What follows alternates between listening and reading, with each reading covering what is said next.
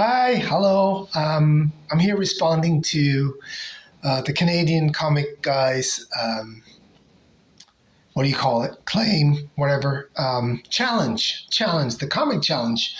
10 war covers that I have in my collection that I'm excited about. Now, I have part of my collection up in the attic. The first floor of the house. It's not isolated yet, so I have to bring them down when the winter is coming very soon. But right now they're up there, so I just went through what I had in my office. I have I don't know, 1,000 comics in there or something like that. And I've included some really cool ones, and also I have included some Cold War covers because I don't have that many war comic books. I don't really fancy them that much, but I have a lot of Cold War covers. So we have both here. All right, we're starting off with number 10, and it is this tomorrow? And there's a lot of reflection in this. There's a lot of fire going on. There's the American flag burning, and there are some gruesome characters manhandling Americans, and it's actually America under communism. Not the best cover, but it's an eye catcher. It's I have it in a CBCS 3.5. Yeah, so that's it. That's number 10. Now, number 9 is a encased as well. There's not that much action, but I think it's a very well thought of cover. It's a Cold War cover, and it's called The Red Iceberg. Now I bought this as an 8.5, and I had it pressed and everything, and it came out as a 7.5. I was a bit disappointed with that, but I bought it online. I couldn't really see good pictures, so anyway, it's fine. Here we have Uncle Sam on a ferry going towards the Red Iceberg, which is the Soviet Union, and it has as tombstones. It has all the countries included in the Soviet Union with or without the blessing of these countries. Like Poland, I don't think they were too happy about it. Czechoslovakia was not happy at all. Hungary was not happy at all either. East Germany, North Korea, China. But I think it's a funny cover, and the U.S. is heading toward this iceberg, and the U.S. has to be very careful navigating these waters. I thought this was it's a very you don't see a lot of these books. It's a very well thought of cover, I'd say. I have more Cold War books in my collection that I'm showing here. Then I have Men of War, and it's Gravedigger, codename Gravedigger, and it's Joe Kubert. I see if I can get this without reflection. I can't really, so I'll take it out of this so you can see the book. You know, it's 5.0. Glory. It didn't cost me that much. I chose this. First of all, there's a submarine. There's a Nazi guy. We have our hero, the Gravedigger, who is outside of the submarine in the water with crocodiles and a crazy Nazi fella in the submarine. Great cover. A lot of action going on. I like underwater covers, and I like crocodiles, and I like Joe Kubert. And I think the fact that we have a black hero, this is from, sorry, just have to put on my glasses, 1979. Black hero in a war book was not common, but the stories are so-so in these books. Some of them are entertaining, some of them are not. But The cover was good. Joe Kubert. I've more of Joe Kubert because I like him. I think he's responsible for the next cover as well, and he is. And I'll just take it out. It's a glorious 6.0. And this is called The Losers, Our Fighting Forces. Again, Nazis. What do you want on a war book? You want Nazis, right? Look at that guy. You can just tell that he's a bad guy. The mustache, the haircut, like he's just up to no good.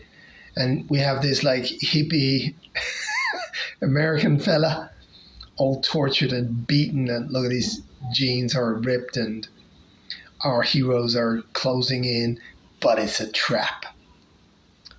Beautiful cover, Joe Kubert. I love the blue in the uniforms. It's very, very beautiful. The whole writing style, trousers, the boots. Yeah, beautiful cover. That was number 7. Now, number 6 is, believe it or not, another Joe Kubert cover. He did a lot of war books, but this is something else. This is Weird War, number 62. And it's a 5.5, but still it presents well. And here we have a Nazi who looks into a mirror and he sees the kids that he probably had killed in the concentration camp. This is a very effective cover. It has a lot of drama. I really like the expression in his face. There's a lot of like, even though it's still, it feels like there's a lot of movement in there. There's a lot of terror. All the dead kids. You can't. They're probably Jewish, but and they're all coming to sew him up. They all have needle and threads. I can't remember if I read this. No, I didn't. I still have that pleasure coming to me. So that was number 6. Now, number 5. I'm not going to remove this because it takes forever to put it in here. It's a recent one that I bought, and it's a Cold War cover, and I absolutely love this. I've only seen this once. I probably overpaid. I haven't. It is The Plot to Steal the World. Look at that Soviet communist fella just waiting to trample all over Europe. And we have Denmark here, just outside of his shadow. Or his shadow is on part of Denmark, but it's on UK. And across the pond, of course, he's reaching the US or Greenland. It's probably supposed to be the US. Oh, this comic is just, it doesn't want to be in here. I read this. It's very fascinating. Here it is. No glare. I like this cover because, again, it tells a story, and it's political, and it's from the time. It's from the era. That was number 5. Number 4. Number 4 is another Cold War cover. Double Talk. See if I can get the glare of that. I can't really. You get glare everywhere. There's glare. Oh, there you go. Less glare. Double Talk. Another Cold War cover. Here we have the communist leader. It's not Gorbachev. It's the fella before him. His name escapes me right now. I'm sorry about that. And of course, he has 2 puppets. He has the angel, and he has the, see if I can remove the glare again, the demon. And you have the sickle and the hammer, and you have blood on the sickle. Again, Very creative cover, very cool. Some artists had a lot of fun with this. And I like these books. I read this, I had it encapsulated. It's from the Christian Anti-Communism Crusade. No less. No less. It's a crusade, ladies and gentlemen. It's a 4.0. It's a CGC. It's beautiful. I love it. Number 3. Do I want to take this out? Can I get it back in? Yeah, no, I'll just keep it in here.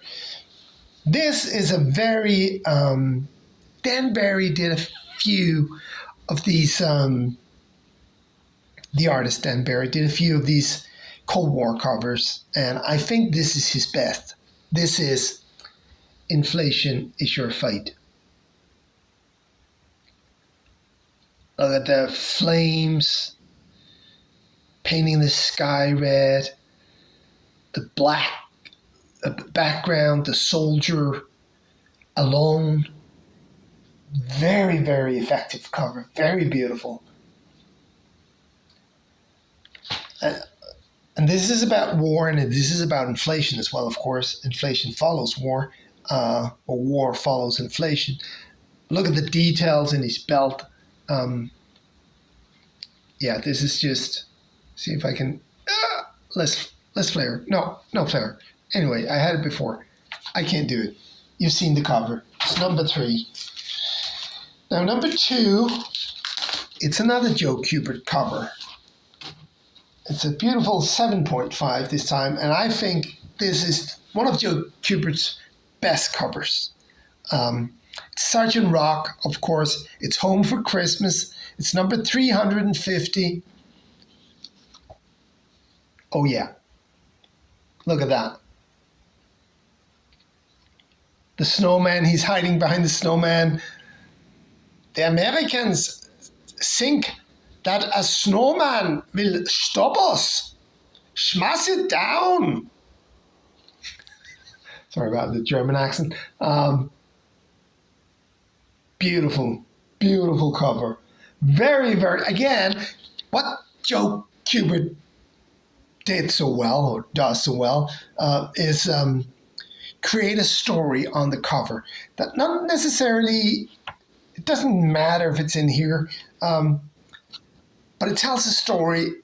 This is a beginning, a middle, and an end almost. You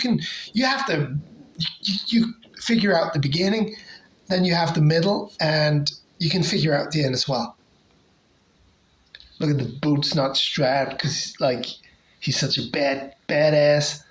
The weapons, I don't know if it's absolutely amazing. A lot of fun, these covers, Joe Kubert's covers. And they're very affordable. This was like, I don't know, $5, $4, $3. I can't remember. I bought, in my comic shop auctions, I bought a whole, what do you call that? A bundle of Sergeant Rock. And so it was like, I don't know, maybe it was $1 each. And this is in a nice grade. It's they're worth nothing. It's not an investment. This is just something that I have and I can take out and I can look at it, and I get inspired to tell stories. Looking at this, I wanna write this screenplay, right? Now the last one, my number 1 book. It's a Cold War cover as well. It's from 1952. It's a Fawcett Publications, and it's Marvel, the Marvel family. And I was searching for this for a long time. And it's number 77. There you go. Less clear. Sorry about that. Look at that hand. That's the most disgusting hand on a comic book cover ever. And of course, it's the hand of a communist. Look at the broken nail. He was ripping someone's heart out and the nail broke. Absolutely breathtaking. Gorgeous cover. It's a 4.5. Would I like a... No, this is fine. I take this out. I look at it sometimes. I don't know if these Cold War books are going to be worth anything. I don't care. I have them. I like the hairs on the fingers. Oh, shit. Oh, I have glare again. It's like a fine... Anyway. Love it. So that was it. That was my top 10 best war book covers in my collection. Share, Comic Collector Geek. There was the Canadian fella. The challenge, it's up to you. Find 10 war book covers, share with the community. What we want to do is we just want to share our love for comic books. That's why we're here, right?